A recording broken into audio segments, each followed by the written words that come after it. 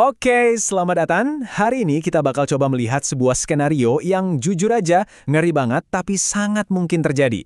Perang besar-besaran antara Amerika Serikat dan Iran, tapi kita lihat dari kacamata teori permainan. Kita akan bedah sebuah analisis yang nggak cuma ngebahas gimana perang ini bisa mulai, tapi juga strategi, titik lemah, dan kemungkinan hasil akhir yang bisa mengubah total wajah Timur Tengah.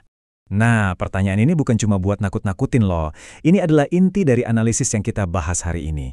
Materi sumbernya melihat konflik regional ini bukan sekedar perang antar negara, tapi potensi pemicu bencana global. Jadi, yuk kita coba urai gimana eskalasi ini bisa sampai ke sana. Setiap konflik itu pasti ada pemicunya kan? Nah, dalam analisis ini, pemicunya itu satu peristiwa yang eksplosif banget. Serangan yang katanya dilancarkan AS atau Israel yang langsung menargetkan pemimpin tertinggi Iran. Tapi disinilah serunya teori permainan. Satu kejadian yang sama, tapi ditafsirkan dengan cara yang beda banget sama kedua belah pihak. Coba kita lihat di sini. Bagi AS dan Israel, serangan itu bisa jadi dianggap sukses besar. Semacam serangan pemenggalan, cara strategis buat melumpuhkan pimpinan musuh. Tapi bagi Iran, ceritanya beda total. Peristiwa yang sama justru dianggap menciptakan seorang martir. Ini bukan lagi soal kerugian, tapi jadi sebuah panggilan untuk bersatu. Percikan api yang mengubah perang politik jadi perang suci. Dan dari konsep martir tadi, kita langsung nyambung ke sini. Jihad. Dalam konteks analisis ini ya, jihad itu jadi semacam kewajiban agama yang mengikat buat membalas kematian pemimpin mereka dan berkorban demi kepentingan bersama. Ini poin yang krusial banget. Kenapa? Karena ini artinya Iran, menurut analisis ini, udah nggak lagi main pakai hitung-hitungan ekonomi atau untung rugi strategis. Ini udah jadi perang suci, yang mengubah aturan mainnya secara fundamental. Apinya makin disulut sama insiden kayak dugaan serangan ke sebuah sekolah. Soal kebenarannya sih masih diperdebatkan, kedua pihak saling tuduh. Tapi analisis ini bilang dampaknya itu nggak bisa dipungkiri. Buat rakyat Iran, ini jadi bukti nyata kekejaman musuh mereka, yang makin nguatin tekad mereka buat perang habis-habisan. Jadi sekarang Iran udah siap total buat perang suci. Pertanyaannya, perangnya bakal di mana? Kalau kalian mikir perangnya bakal terbatas di dalam Iran aja, wah, analisis ini nunjukin kita harus mikir jauh lebih luas. Medan pertempuran yang sebenarnya itu jauh lebih besar dan lebih kompleks. Strategi pertama Iran yang dijelasin di sini itu adalah serangan asimetris. Jadi bukannya konfrontasi langsung, mereka justru nargetin negara-negara teluk kayak Dubai. Kenapa? Soalnya seluruh model ekonomi mereka sebagai surga investasi dan turisme itu bergantung sama reputasi keamanan yang kokoh. Kayak kata kutipan ini, sekali aja ilusi keamanan itu hancur, fondasi ekonomi mereka bakal runtuh. Dan serangan-serangan ini bukan acak loh. Ini semua langkah yang udah dihitung matang-matang.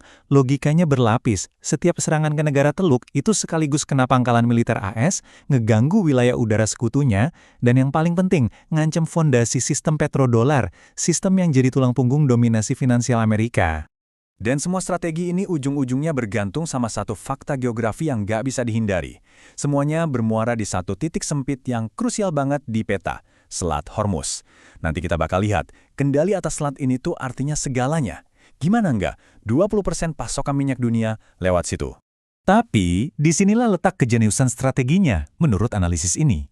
Selat ini bukan cuma jalan satu arah buat minyak keluar. Ini jalur kehidupan dua arah. Sementara 20% minyak dunia ngalir keluar, yang nggak kalah pentingnya, 80% pasokan makanan buat negara-negara teluk itu harus diimpor masuk lewat selat yang sama. Dengan ngontrol titik ini, Iran bisa sekaligus melumpuhkan ekonomi global dan bikin tetangganya kelaparan. Terus gimana AS dengan militer termahal di dunia bisa ngelawan strategi kayak gini? Nah, disinilah analis kita ngenalin konsep kunci, ketidakcocokan asimetris. Ini bukan soal siapa yang punya mainan lebih mahal, tapi siapa yang main perangnya lebih cerdas.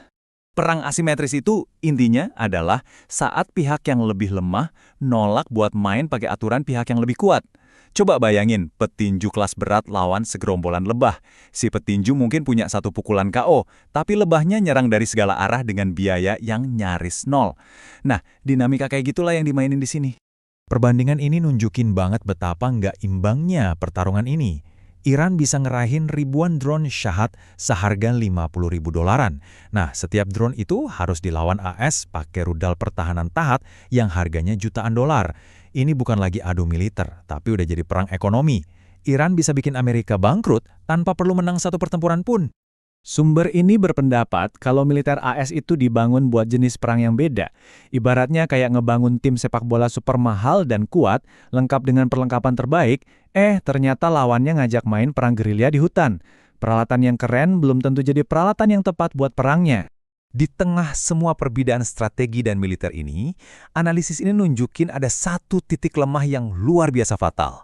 Sebuah kerentanan yang dimiliki kedua belah pihak. Dan kelemahan itu cuma satu hal yang paling dasar, air. Grafik ini bukan cuma statistik, ini peta jalan menuju kehancuran sebuah negara. Kalau tingkat stres air di atas 100% kayak yang kita lihat buat Arab Saudi dan Dubai, itu artinya mereka make air tawar lebih banyak dari yang bisa disediain alam. Mereka itu hidup dari utang air, bergantung total sama pabrik desalinasi yang rentan, yang kebetulan jadi target empuk buat drone-drone Iran. Tapi ini pedang bermata dua. Walaupun Iran bisa dengan mudah nargetin infrastruktur air musuh-musuhnya, Iran sendiri lagi dicengkram krisis air yang parah. Simbolnya ya menyusutnya Danau Urmia ini. Nah, ini justru ngasih AS dan sekutunya target strategis mereka sendiri. Kemampuan buat melumpuhkan Iran dari dalam dengan nargetin sumber airnya yang makin menipis. Semua ini, perang suci, serangan asimetris, kelemahan soal air, semuanya ngebangun ke arah dua skenario akhir yang beda banget. Menurut analisis ini bukan lagi cuma soal siapa yang menang perang. Ini soal visi siapa untuk masa depan seluruh Timur Tengah yang bakal jadi kenyataan. Menurut analisis ini, rencana besar AS dan Israel itu sifatnya dekonstruktif atau menghancurkan. Langkah 1, hancurkan infrastruktur vital kayak air buat bikin kekacauan. Langkah 2, pakai kekacauan itu buat manas-manasin perpecahan etnis yang udah ada. Langkah 3, pecah negara itu jadi negara-negara kecil yang saling musuhan. Dan tujuan akhirnya, langkah 4, ngilangin Iran sebagai kekuatan regional yang utuh selamanya. Di sisi lain, rencana besar Iran seperti yang digambarin di sini justru ekspansif dan revolusioner. Langkah 1, satukan dunia Syiah di bawah bendera jihad global. Langkah 2, pakai momentum ini buat gulingin rezim-rezim yang didukung AS. Langkah 3, dengan begitu, ekonomi negara-negara Teluk dan sistem petrodolar di belakangnya ikut runtuh. Dan tujuan akhirnya, langkah 4, adalah membangun tatanan regional yang sama sekali baru, Pax Islamica dengan Iran sebagai pusatnya. Dan ini ngebawa kita kembali ke pertanyaan intinya. Analisis ini ngelihat konflik ini bukan sebagai perang tradisional, tapi sebagai permainan adu nyali geopolitik dengan taruhan tertinggi. Di satu sisi, ada visi penghancuran. Di sisi lain, ada visi revolusi. Pertanyaan yang diajukan materi sumber ini ke kita adalah pihak mana yang punya kemauan lebih besar untuk menanggung penderitaan, keyakinan lebih dalam pada tujuannya, dan lebih bersedia mengambil risiko kehancuran total untuk mewujudkan masa depannya.